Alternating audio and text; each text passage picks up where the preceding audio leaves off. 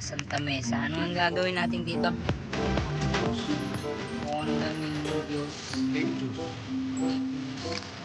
Dahil matataas na building. Sa sobrang sikip na guys ng Maynila, ang parking nila, nasa taas ang parking ng mga sasakyan.